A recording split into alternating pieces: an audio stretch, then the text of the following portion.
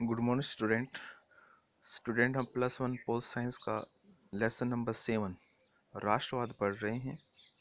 कल हमने राष्ट्रवाद के बारे में डिस्कस किया कि राष्ट्रवाद की भावना कैसे लोगों में जागृत होती है और राष्ट्रवाद क्या होता है।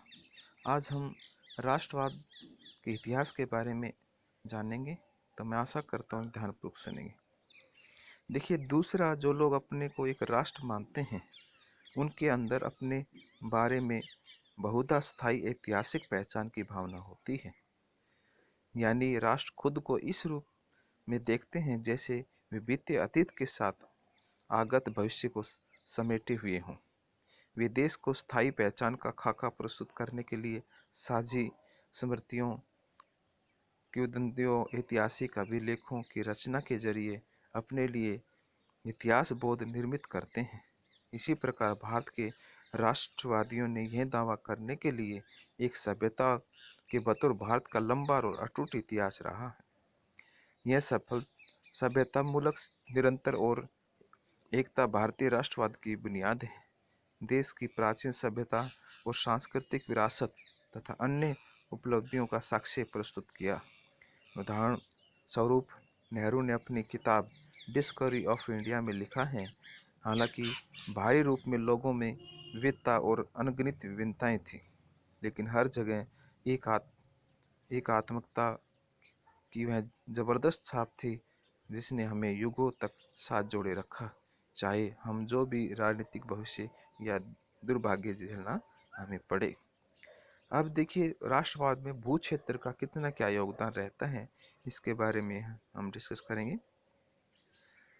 तीसरा, बहुत सारे राष्ट्रों की पहचान एक खास भौगोलिक क्षेत्र से जुड़ी हुई है। किसी खास भू क्षेत्र पर लंबे समय तक साथ साथ रहना और उससे जुड़े साझे अतीत की यादें लोगों को एक सामूहिक पहचान का बोध देती हैं। ये उन्हें एक होने का एहसास भी देती हैं। इसलिए यह आश्चर्यजनक नहीं है कि जो लोग स्वयं को एक राष्ट्र के रूप में देखते हैं, एक गृह भूमि की बात करते हैं। ये लोग जिस क्षेत्र पर अपना अधिकार जमाते हैं, जिस जगह रहते हैं, उन पर अपना दावा पेश करते हैं और उसे बहुत महत्व देते हैं। राष्ट्र अपने अपनी गृह भूमि का विभिन्न तरीकों से बखान करते हैं। जैसे कोई हमें मातृभूमि या पितृभूमि कहता है, तो कोई पवित्र भूमि। उदाहरण के लिए यहूदी लोगों ने अपने इतिहास में ज़्यादातर समय दुनिया के विभिन्न हिस्सों में बिखरे फैले रहने के बावजूद हमेशा दावा किया कि उनका मूल गृह स्थल फिलिस्तीन है, उनका स्वर्ग है। भारतीय राष्ट्र की पहचान भारतीय उपमहाद्वीप की नदियों, पर्वतों और अंचलों से है। क्योंकि एक ही भू क्षेत्र पर एक से अधिक समूह को दावा हो सकता है, लिहाजा गृह भूमि की आकांक्षा दुनिया भर में संघर्ष का एक बड़ा कारण रही है। अब है साझे राजनीतिक आदर्श। देखिए, साझे चौथा जो हमारा टॉपिक है, हालांकि अपना भू क्षेत्र और साझी ऐतिहासिक पहचान लोगों में एक होने का बोध करने में महत्वपूर्ण भूमिका निभाते हैं, लेकिन भविष्य के बारे में साझा नजरिया और अपना स्वतंत्र राजनीतिक अस्तित्व बनाने की सामूहिक चाहत की वह मूल बात है जो राष्ट्र की बात समूह से अलग करती है।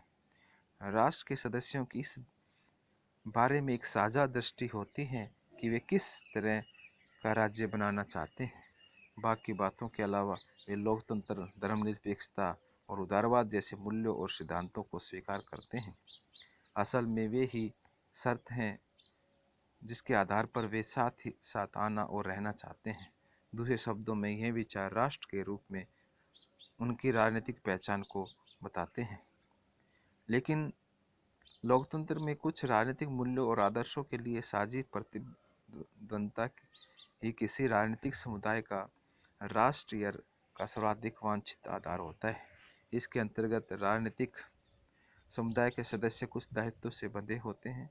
ये दायित्व सभी लोगों के नागरिकों के रूप में अधिकारों की पहचान लेने से पैदा होते हैं।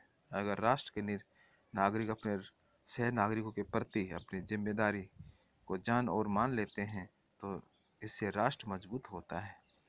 हम यहाँ तक कह सकते हैं कि आपसी जिम्मेदारी के इस परिप्रेक्ष्य को मान लेना राष्ट्र के प्रति वफादारी की सबसे बड़ी परीक्षा है। साझी राजनीतिक पहचान क्या होती है, देखिए इसके बारे में पढ़ेंगे। बहुत से लोगों का मानना है कि हम जैसा राज्य या समाज बनाना चाहते हैं उसके बारे में साझी राजनीतिक दृष्टि व्यक्तियों को एक राष्ट्र के रूप में बांधने के लिए पर्याप्त नहीं होती। इसके स्थान पर एक समाज, भाषा, जाति, वंश, परंपरा जैसी सांस्कृतिक पहचान चाहते हैं। इसमें कोई संदेह नहीं है कि एक ही भाषा बोलना आपसी संवाद को काफ़ी आसान बना देता है। समान धर्म होने पर सारे विश्वास, सामाजिक रीति रिवाज साझे हो जाते हैं।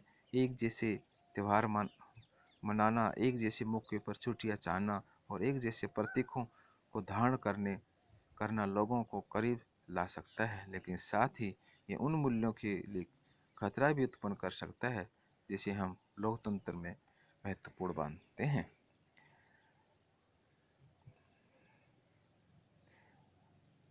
तो स्टूडेंट, आज हम इतना ही पढ़ेंगे। कल हम इसके आगे जो पॉइंट्स हैं उसके बारे में डिस्कस करेंगे। तो मैं आशा करता हूँ आप ध्यानपूर्वक सुनेंगे। Thank you.